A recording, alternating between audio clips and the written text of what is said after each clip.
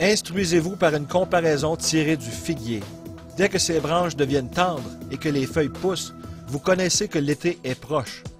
De même, quand vous verrez toutes ces choses, sachez que le Fils de l'homme est proche, à la porte. Je vous le dis en vérité, cette génération ne passera point, que tout cela n'arrive. Le ciel et la terre passeront, mais mes paroles ne passeront point.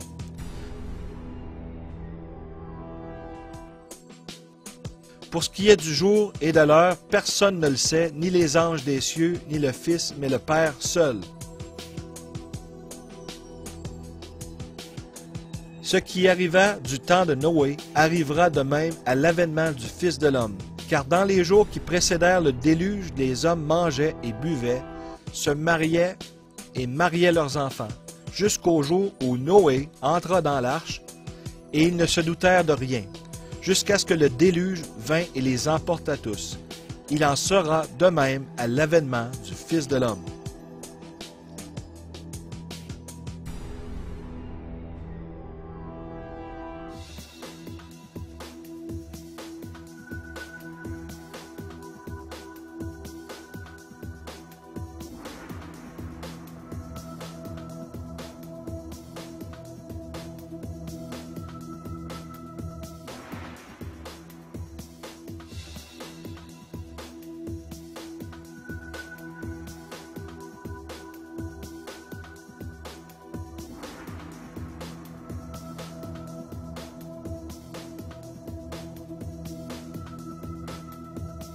Alors de deux hommes qui seront dans un champ, l'un sera pris et l'autre laissé.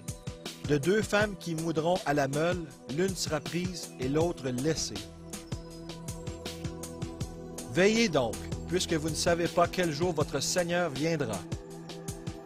Sachez-le bien, si le maître de la maison savait à quelle veille de la nuit le voleur doit venir, il veillerait et ne laisserait pas percer sa maison.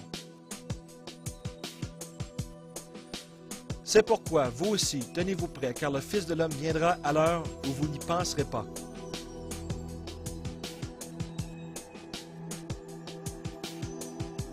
Quel est donc le serviteur fidèle et prudent que son maître a établi sur ses gens pour leur donner la nourriture au temps convenable? Heureux ce serviteur que son maître, à son arrivée, trouvera faisant ainsi. Je vous le dis en vérité, il l'établira sur tous ses biens. Mais si c'est un méchant serviteur qui dise en lui-même, « Mon maître tarde à venir », s'il se met à battre ses compagnons, s'il mange et boit avec les ivrognes, le maître de ce serviteur viendra le jour où il ne s'y attend pas et à l'heure qu'il ne connaît pas.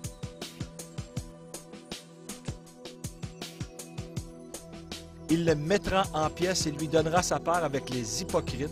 C'est là qu'il y aura des pleurs et des grincements de dents.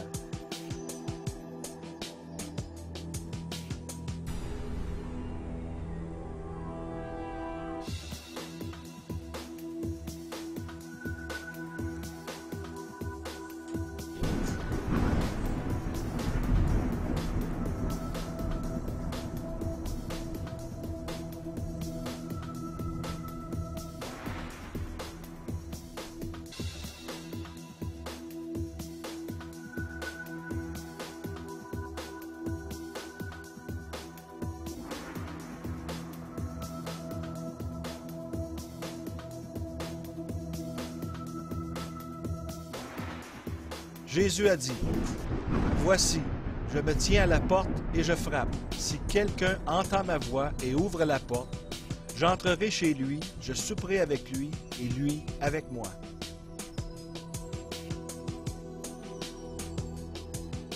L'apôtre Paul a dit, « La parole est près de toi, dans ta bouche et dans ton cœur.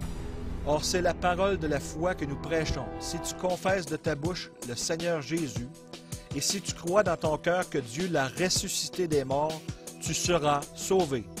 Car c'est en croyant du cœur qu'on parvient à la justice, et c'est en confessant de la bouche qu'on parvient au salut, selon ce que dit l'Écriture. Quiconque croit en lui ne sera point confus. Il n'y a aucune différence, en effet, entre le juif et le grec, puisqu'ils ont tous un même Seigneur, qui est riche pour tous ceux qui l'invoquent.